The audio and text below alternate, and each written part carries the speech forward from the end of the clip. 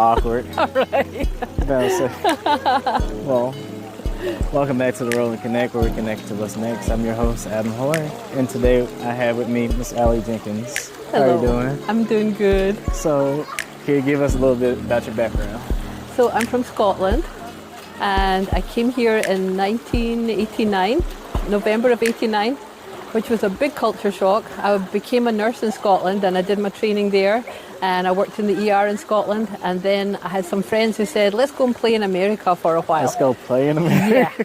So, and they said, we could be nurses over there and have fun and just do it for a year. And I said, well, that sounds like fun. And I already had an aunt who lived in America. She lived in Baltimore, and I'd visited her as a kid. And so I'd been over to America lots of times, and I had a travel agent friend who got us cheap flights to America, so we got to play in America a lot. And so when we were told we could be a nurse for a year, we're like, no, all right, we'll do it. So that was a year in 1989, and now it's 2023. What age did you come over here? Like, what age was it? I was 5. No. You're 5? No, I'm not right. Wait a minute, I was 26. You was 26? Okay. It's been a long year. Was that your first time, like, coming to a different country, or? No, I've been from Scotland, so we have Europe all right around us. So to jump on a plane to France or to Germany or to anywhere on mainland Europe, it was easy, very cheap. $100-ish range. Yeah, it was very cheap. We walked down the high street, and they would have a travel agent with a little card, and it said reduced fare, and for £50 you could jump on a plane and go for the weekend. We could go to Greece and land on the beach and just meet people and stay in cheap places. It was wonderful. So I did lots of traveling because it was so cheap and easy there. So I did less traveling when I got here. I'm about to say it's extremely hard here to travel to like different states. It's going to cost you $100 about to travel to a neighboring state. That's true. And that's driving, not airplane. Right. It'll be like maybe to the neighboring states. It'll be like 160 to 300. Yeah. And that's just for a one-way trip or a round trip. I did do the drive-away company, which was fun. I had a cousin who was in Baltimore. So my aunt was married to an American, and he'd already had kids, and his wife had passed away. So that gave me lots of cousins by marriage through my aunt. So I had all these American cousins in Baltimore and Maryland area. So I went to their wedding, and we flew there and drove a car all the way back with the drive-away company and went through all the different states. It was wonderful. It's a fun trip. Road trips are always fun here. Yeah, all we had to do was just pay the petrol. So that was good. And we had a little squirrel with us. We found a squirrel that was just a baby, so we rehabbed it, and we took it all the way across the country, and it ended up in Logan Zoo in Utah. You're better than most Americans would do. I'm about to say that little baby squirrel probably would have died with an average American. Like, there's some to go above and beyond and do stuff like that. Well, I was a vet nurse, so that kind of gave me the kind of like love of animals, and if I saw something wounded or injured, it's like, we got to save it. So how did you get to nursing and a vet nurse? Were you able to? I was a vet nurse when I was a kid, so I was in high school, and I was like 14 or 15, and on the weekends I worked at the vet. And I was really just I wasn't a qualified vet nurse. I didn't have a certificate or anything. I was just like whole right now to people. And I was like, what am I going to do with my life? Because I just got out of high school, and I didn't want to be anything really except a vet or a vet nurse. But vet nursing paid nothing. And my friend was standing there, and she goes, we could be nurses. They don't have an intake until the next year. And so we've got like a whole 18 months of doing nothing until we get taken. I was like, all right, let's do that. So then it backfired on us, because then they called us and said, hey, we've got some spaces open in November. Do you want to start soon? And we're like, well, it looks bad if we say no, so I guess we will. But we kept thinking that in that 18 months, something wonderful would happen. Like, the sky would open and we'd become millionaires or something. We didn't want to be nurses. So we went to nursing school, and the people in my class were just amazing. They were like the fun group. They were became like family, and they were just lovely. And so we all enjoyed it together. We hated it and enjoyed it together. Hated it and enjoyed it together. But once we got to the floor and we got to meet patients, we felt like we made a difference. It actually was like, I could do this. This is okay. I might actually like this. Okay. But no, I never wanted to be a nurse. Wasn't a little girl going, oh, I want to be a nurse. I was like, I want to play with animals and do nothing. Fair enough. I mean, I can see that being a kid's dream. I But think my dream job would have been a photographer for the National Geographic, traveling around taking pictures of animals and stuff like that. So nursing had never crossed my mind until I was at that bus stop and it was like, these are all the jobs that people need right now. And I was like, okay. did you feel like you had a nick at it? Like you were naturally good at being a nurse? Actually, I did. Once I started doing it, I felt a great rapport with the patients. And I felt like they would compliment me and say thank you or whatever, but they were so grateful. And it's like I knew what I was doing because we got really well trained, so I felt comfortable doing it. How were the patients over there compared to over here? Well, they're less educated. So, but then, of course, this was a long time ago and we had no internet.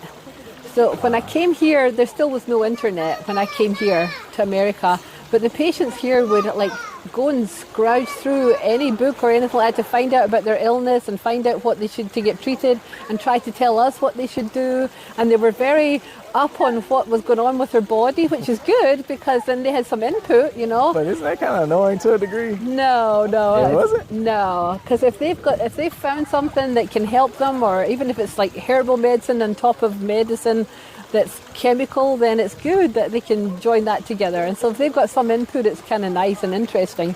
But in Scotland, they're just very like, oh, you're going to give me a needle and a shot? Okay. And they're like, didn't even ask what it was. It's like, and they just take it very literally, which is kind of different. Okay. Because I was very surprised when I came here that the Americans actually wanted to talk about their care. Well, And it may have changed a bit in Scotland now, but when I was training, they just took whatever the nurse or doctor did, they were like, okay, and trusted, complete trust. Which is also good, because if you've got good doctors taking care of you, then trusting them's a good thing instead of, wondering if you should do something else. well, I feel like over here people get a little skeptical if the doctor or nurse is trying to help them. That's why they do a lot of research to make sure that they're in good hands. Yeah, and now that we've got the internet, which can be dangerous, if you Google some things, it's like really bad. Giving yourself a diagnosis and it's not actually true. All right. Because if you're not on Google Scholar, you're not in the right place. And most people don't go to Google Scholar and they don't read research papers and understand they're not them. going to read no They're academic just reading articles. Google, and it's like, nah. Hey Google, I have an upset stomach. Yeah, You have level 3 cancer. Exactly. That's exactly what happens. So do you have a specialization as a nurse or? Yeah, so in Scotland I was in the ER, which I loved because it was different activity every day. Every patient would be there for a short time and they'd either go into ICU or go home, like fixed. And so it was very good. It was like so different and I loved that. But then I came here and they said, well, where did you work in Scotland? I said, the ER. And they said, but you're from Scotland, so you can't work in our ER. And I said, why not? And they said, well, there'll be gunshots and things that you've never seen before, and it'll be way over your head. And I was like, oh, I've seen a gunshot. And they're like, really? And I said, yes, there was a kid, he had a BB gun and he shot his friend in the eye by accident. And I was the nurse who took him in the ambulance to the eye infirmary. Oh. And we had a blue light and everything. And I was like, yeah, I saw a gunshot.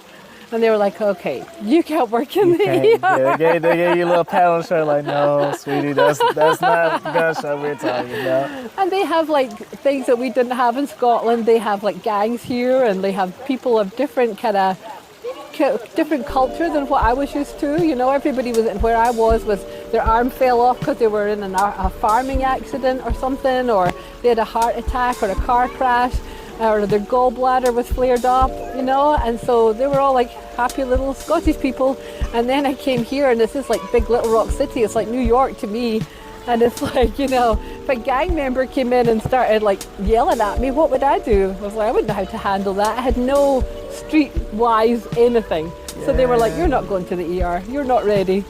I mean, it's pretty rough. I know my sister used to date a fireman, and which I didn't know they had to be like medics too, which I thought was interesting. Yeah.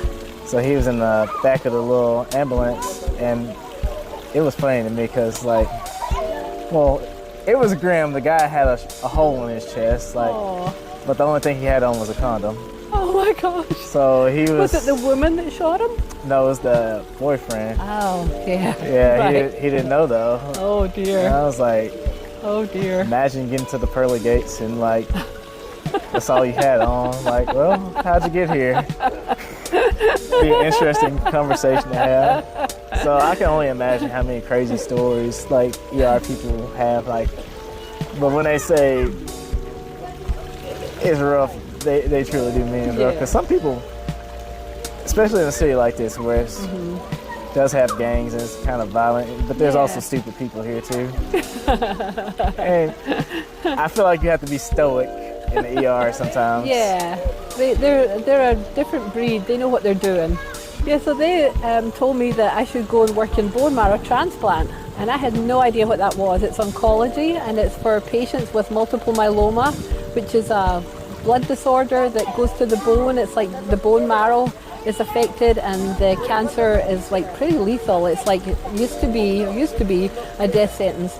So if you went to the doctor with multiple myeloma years ago, they would say, "I'm really sorry, here's some steroids and maybe something else, and kind of good luck." It was like, goodbye, you've got maybe a year to live.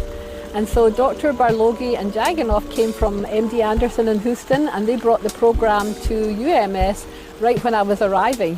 And they said, you can go and play in oncology. And I was like, sure, I don't know anything about oncology. I said, that's perfect. Neither does anybody else. It was really funny because when I got to the floor, there was no American nurses. It was all the British nurses that didn't know how to do anything of like working in the ER or stuff. So go on to play. There are nothing but British nurses here?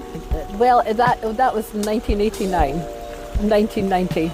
They'd hired a whole bunch of us for a nursing shortage, and this program was just starting, so they just flooded the floor with us because we didn't know what we were doing, and Dr. Barloghi and Jaganoff were just bringing the program here. So they're like, well, you're nurses, you can go and do this, learn this, it'll be fine. Okay. And so it was cool. There was a lot of techs that were American, and they would translate for us because the patients were from all over the world and all over America. But what hospital was this? UMS.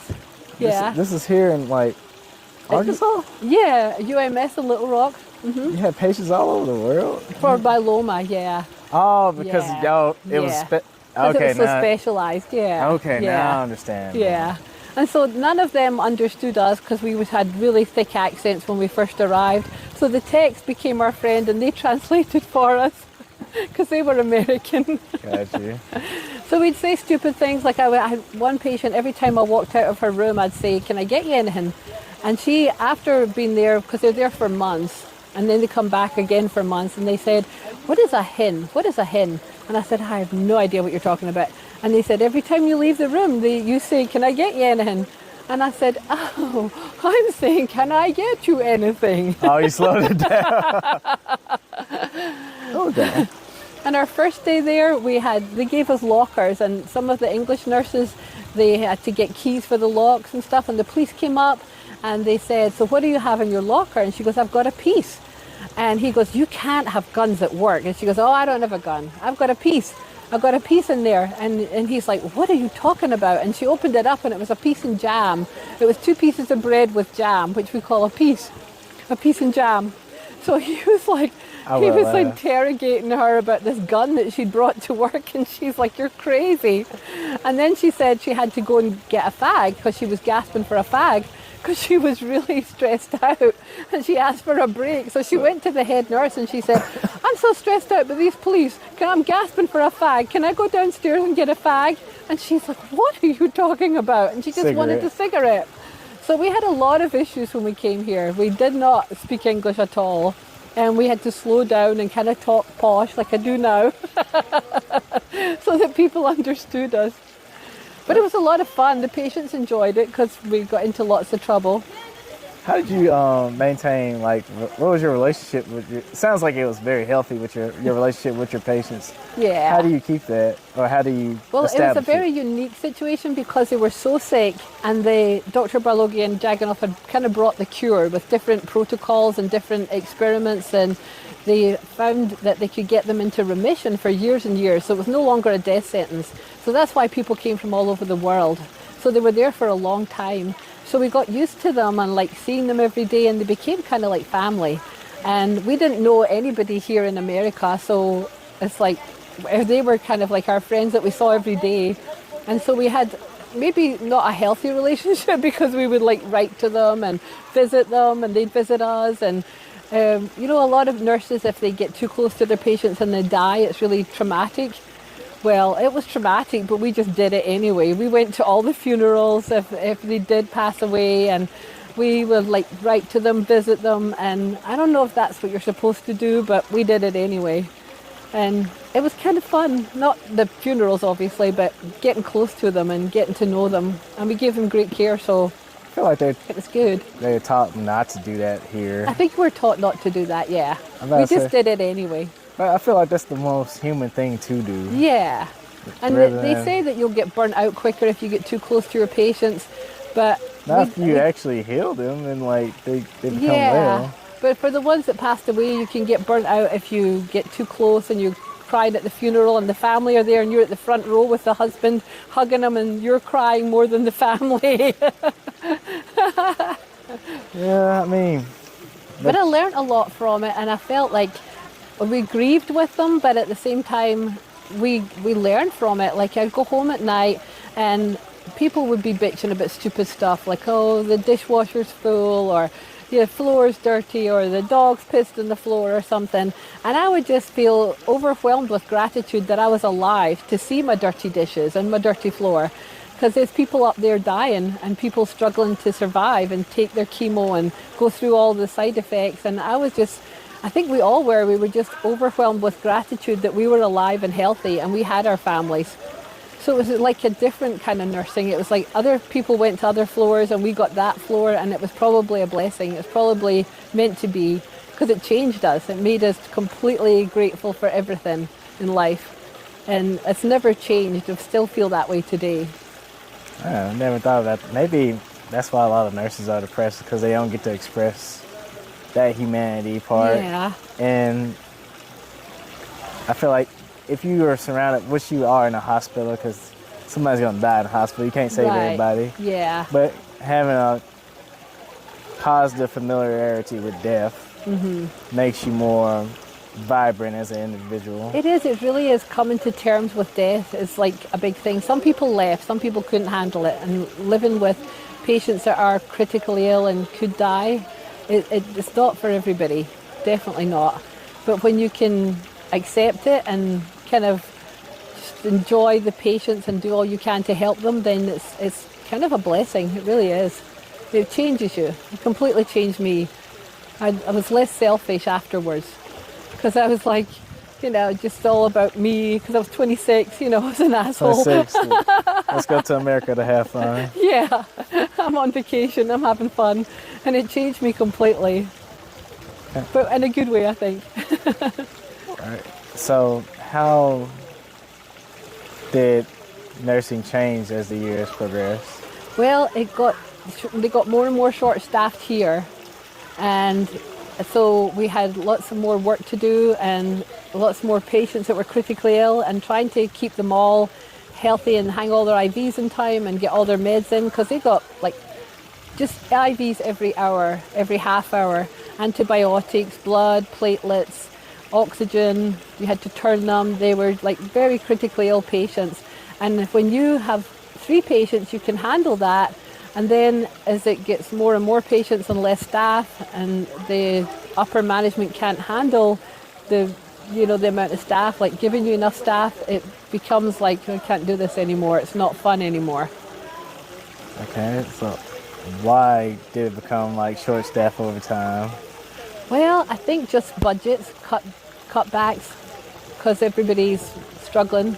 Every hospital's struggling. It's like, I know there's a Baptist, like, because there's like 2 major hospitals here, I think. If I'm not sure. There's Baptist and then Baptist, UMS, and St. Vincent, yeah. So it's 3. I miscounted.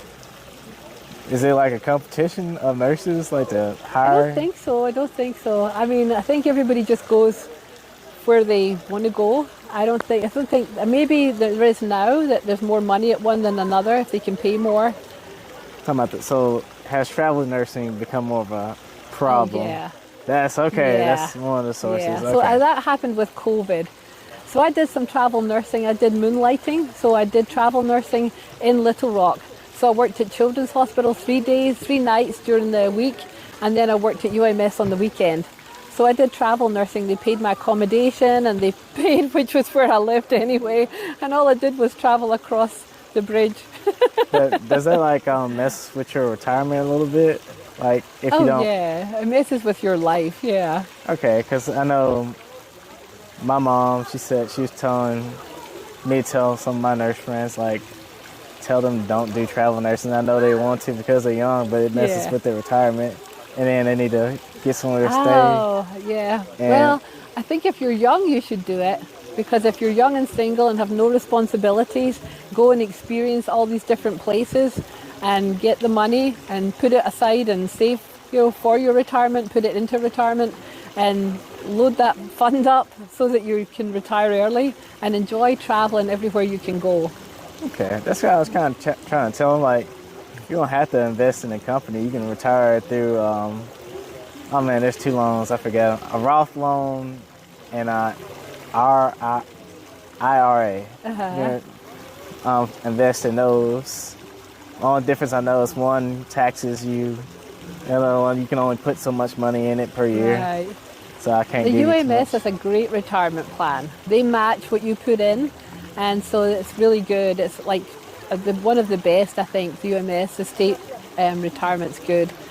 So if you can do that as you're older, but go travel nursing when you're young and have no responsibilities. Like I could go travel nursing now and make a fortune and see the country, but I have a whole bunch of raccoons and dogs and squirrels and a child. So it's like I can't leave. And I wouldn't leave my husband, so it's like I'm here, so I don't have that opportunity. Got you. That makes sense. But I did it when I was young, and I came here when I was young, so I've already done it. How long would you recommend somebody do it for? As long as they can stand. So when I was on the floor at UMS, it was like a family. Like everybody I knew, and my co-workers had my back, and if they were in a code or something, we were all right there behind them, and we'd all hug each other afterwards, and we'd all go out for lunch, and we'd all stay together, party together. We were like tight-knit, and so we loved going to see each other at work, and it was like a family. So when you go out into the big world of travel nursing, you don't have that. It's a bunch of strangers who might not have your back, and they may throw you into the deep end, and they may throw you to the wolves and give you too many patients, and you don't know where anything is, you don't know where the machines are to bring in your tools that you need, your swabs, your meds, nothing. You just have to like get orientated real quick, and then you're hit the floor running. And so it's kind of hard. It's not the family, like I'm working with my friends. They don't have your back always. It can be nice, but it's usually rough. Most of my friends that do travel nursing, they love the travel, they love the money, but they hate the work. And the patients come and go, and they're always short-staffed, and that's why they're hiring travel nurses. So it's not, they don't love it, but they'll do it as long as they can travel and get some money and get it under their belt and then come home. I got you. I don't want to put people off, though. I think they should do it. But I also think they should come to UMS and build it up again. Because since COVID, it's really gone downhill. All hospitals have. They ran out of staff. A lot of people that were older quit because they could, and a lot of people were sick, and then a lot of people went to do the travel nursing because they thought if we're going to be stuck in COVID, we might as well be stuck in COVID somewhere else, getting paid a lot in a nice beach or something. So there was lots of reasons people left, but we need to build that back up again, get the family dynamic back. Do you think they should revisit how they actually do the nursing program here in the United States? Because I know it's like, you can like, the way they curve upward to make it like more competitive.